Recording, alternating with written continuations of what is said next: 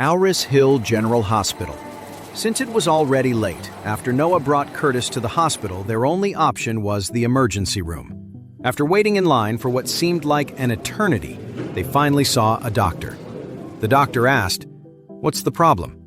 Curtis sent Noah out of the room and said to the doctor, "Doctor, it seems to have just stopped working, all of a sudden. You have to help me figure out what's going on." "Your instrument?" The doctor looked stunned. "Sir, that's a urological issue, not something for the emergency room. You'll need to make an appointment with the urologist tomorrow morning. The ER handles things like head trauma, high fevers, accidental injuries, or acute illnesses." Curtis snapped. "This is an acute illness. Isn't there anything you can do for me?" The doctor looked uncomfortable.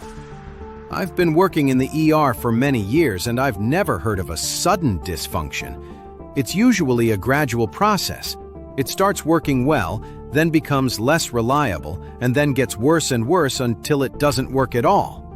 Curtis was shocked that the doctor would lecture him with such detail. He flew into a rage.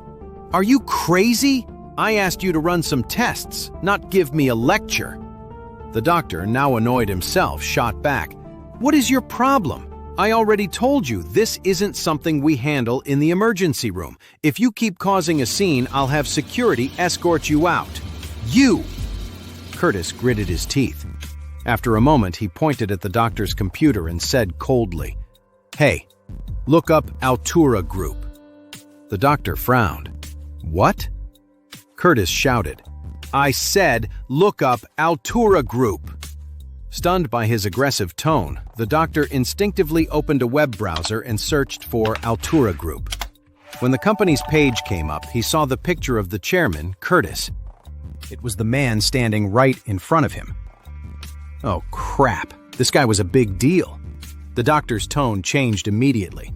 He said, respectfully, "Oh, Chairman Wilson, I had no idea it was you." "Please, don't be angry," he quickly added. "Please, describe the symptoms for me again. I'll see if I can get a resident to expedite things."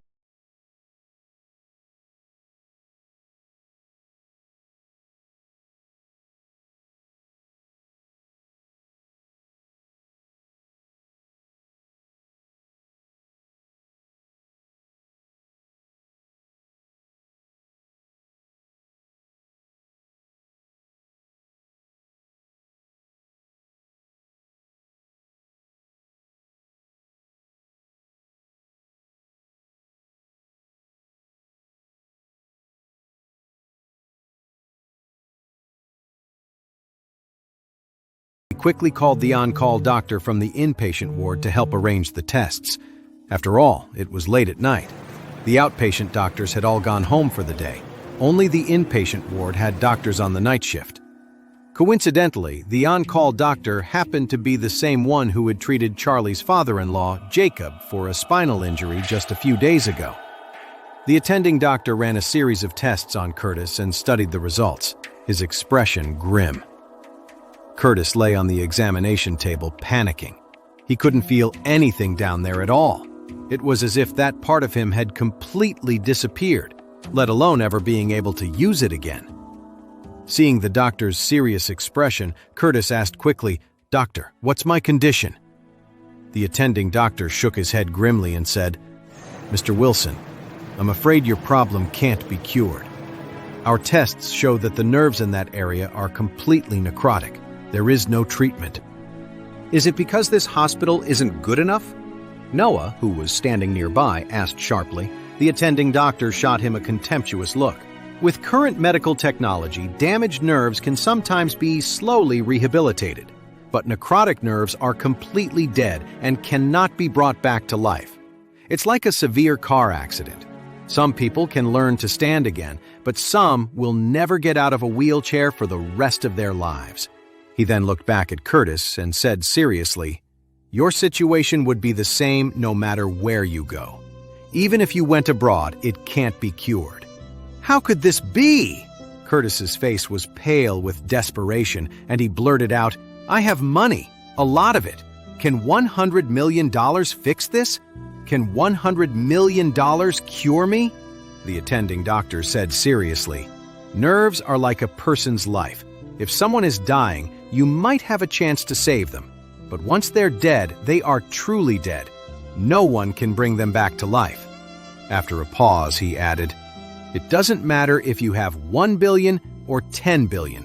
Money can't save a person from death. Look at Joel Mayer. He was one of the richest men in the world, wasn't he? Didn't he die in his 50s? Hearing this, the words struck Curtis like a thunderbolt. Incurable? Was it really over for him? He had made so much money, specifically so he could enjoy every pleasure life had to offer. If that was taken away, what was the meaning of his life?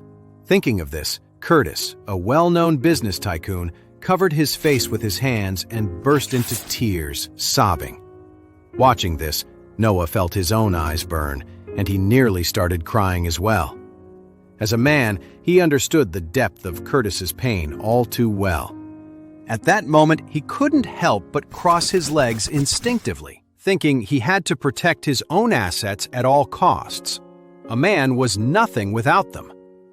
Just then, the attending doctor said suddenly, "But, Mr. Wilson, to be completely honest, there might be one person who can cure you." "What? Are you telling the truth?" Curtis suddenly became animated, grabbing the attending doctor's hand, his voice trembling as he asked, "Who can cure it? Tell me." The attending doctor smiled mysteriously. "This person, he isn't from our hospital. Then how do you know he can cure nerve necrosis? Didn't you just say it was incurable?" The attending doctor explained. "It's true that modern medicine can't cure it, but he can. For him, treating someone with high paraplegia, completely paralyzed from the neck down, is possible. Compared to that, your situation is nothing. I imagine he could heal you easily." Curtis was so excited he could barely speak. "Who is he? Where is he? Tell me." The attending doctor smiled. "Mr. Wilson, I'd be happy to introduce you, but I was wondering if you might be willing to offer a small introduction fee." Curtis immediately pulled out his checkbook, wrote a check for $100,000 and handed it to him. "If this person you're talking about can actually cure me," he said, "I'll give you another $900,000. The doctor excitedly accepted the check and then said, "There's a genius doctor in Orris Hill. Just a few days ago, he cured a patient with high paraplegia. It's considered a miracle in our field of neurology. He just opened a clinic here in town. If you can get him to treat you, he might actually be able to heal you." When Curtis heard this, he was stunned for a moment, then asked with a surge of hope, "The genius doctor you're talking about, is it Tristan Finch?" "You know Dr. Tristan Finch?" the attending doctor asked, surprised. Curtis was overjoyed and laughed. "Know him? We're more than acquaintances. The doctor you're talking about is a close family friend of the Wilson family. Back in the day, our family helped him out, and that's how he got to where he is now. This is fantastic." With that, Curtis jumped up from the hospital bed and said to Noah, "Let's go, hurry. We have to visit Dr. Finch. I'm saved." After getting the address for the Finch clinic, Noah drove quickly, taking Curtis straight there. The moment they arrived, Curtis jumped out of the car and rushed impatiently toward the entrance. Before he could even get through the door, he saw an assistant pushing a young man on crutches out of the clinic. The young man was pleading, "Please, sir, just tell Dr. Finch I'm begging him to help me. If he can just fix my leg, I'll give him $5 million. The pharmacy assistant said coldly, "I'm sorry, Mr. Graham, we've already told you. Dr. Finch said you offended his benefactor, so no matter how much money you offer, he will not treat you." He then added, "Mr. Graham, you've been coming here every day and it's disrupting our business. Dr. Finch said that if you come back again, he'll call the police." The young man looked desperate and begged, "Please, just put in a good word for me with Dr. Finch. I'll give you $1 million for your trouble." The assistant pushed him all the way out the door and said coldly, "Please leave and don't come back." As they walked in, Noah recognized the young man. Wasn't that Gideon Graham? Rumor had it he'd offended Charlie at the auto show. Then, when Jacob was in the hospital, he caused trouble again, and Charlie had Orville throw him straight out of the third-floor hospital room. That's how he broke his leg. So Noah hurried over and asked in surprise, "Oh, Mr. Graham, what happened to you?" Uncle Wilson? Gideon recognized Noah, sighed, and said, "Don't even ask. You know I broke my leg, right? Well, I've been having complications. The doctors say I might have a limp for the rest of my life. So I rushed over to see the famous doctor for treatment. But he wouldn't even see me.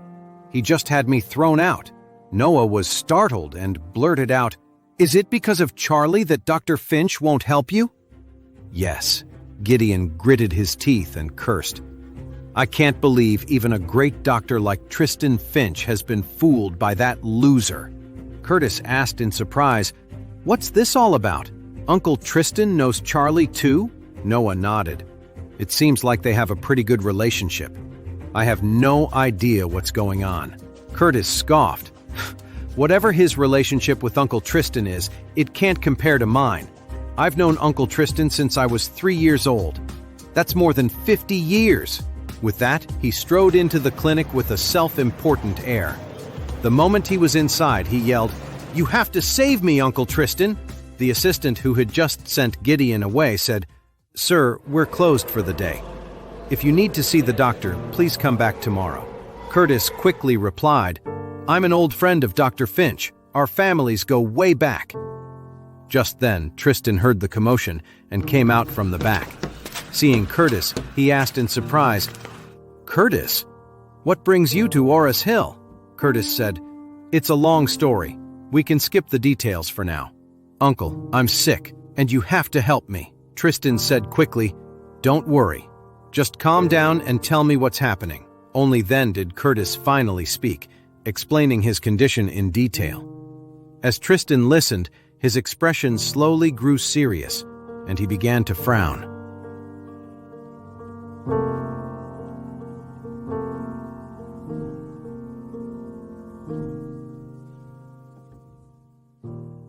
Hey amazing viewers, it's Charlie here.